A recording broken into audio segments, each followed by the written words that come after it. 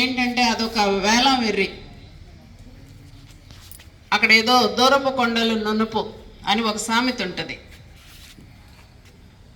మా పిల్లాడు కాన్వెంట్కి వెళ్తున్నాడు, మా అమ్మాయి కాన్వెంట్కి వెళ్తుంది అని చెప్పుకోవడానికి పెద్దవాళ్ళకి కొంతమందికి ఇష్టం.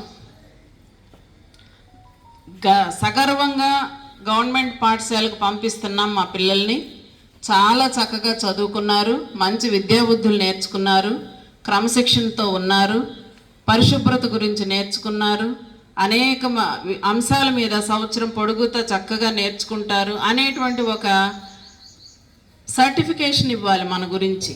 మీ పేరెంట్స్ సైతం, సమాజంలో వాళ్ళు కానీ, మన స్టాఫ్ కానీ, మేము కానీ అందరం.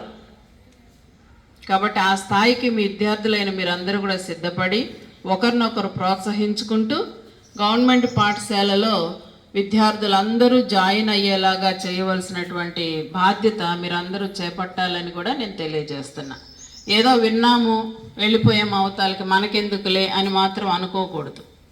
నేను బాగుండాలి, అందరూ బాగుండాలి, మన ఊరు బాగుండాలి, మన సమాజం బాగుండాలి, మన దేశం బాగుండాలి అని అన్ని ప్రతిదీ అలా పెంచుకుంటూ వెళితే నీ బాధ్యత ఏంటో అందులో తెలుస్తుంది. నీ బాధ్యత చాలా చిన్నది, చిన్నదాంతో మొదలైతే పెద్ద బాధ్యతల్లోకి మనం వెళ్ళగలుగుతాం. అవి మీరు ఫాలో అవ్వండి. మరి ఇప్పటికీ మీ యొక్క పేపర్స్, మీ ఫైనల్ ఎగ్జామ్స్ రాశారు, పేపర్స్ ఇచ్చారు, ఆల్మోస్ట్ పేపర్స్ మీకు ఇచ్చేసారు. మీ రిజల్ట్ ఏంటో, పై క్లాస్కి ఎలాంటి రిజల్ట్తో వెళ్తున్నారో ఒకసారి సెల్ఫ్ ఎగ్జామిన్ చేసుకోండి. వచ్చాము, గాడిదల్లాగా తిరిగాము, పోయాము, పైకి వెళ్ళిపోతున్నాము అని అనుకుంటే మాత్రం వేస్ట్. అది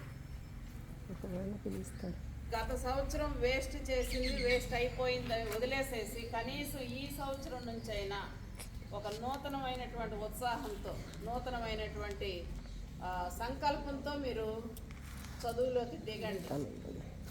దానికంటే ముందు నేను ఎప్పుడు చెప్తున్న ప్రకారంగా చదువు కన్నా ముందు మంచి క్రమశిక్షణ నేర్చుకోండి. ఫస్ట్ క్రమశిక్షణ ఏంటంటే రెగ్యులర్గా రావడం. రెండవది రెగ్యులర్గా మీకు చెప్పినటువంటి విధానాల్లో స్కూల్ విద్యార్థి అనేవాళ్ళు ఎలా ఉండాలో మీకు ఇచ్చిన వాటిని ఉపయోగించుకొని రావడం. నెక్స్ట్ ఇయర్ మీకు మళ్ళీ విద్యా మిత్ర కిట్స్ ఇస్తారు కదా, యూనిఫామ్లు ఇస్తారు.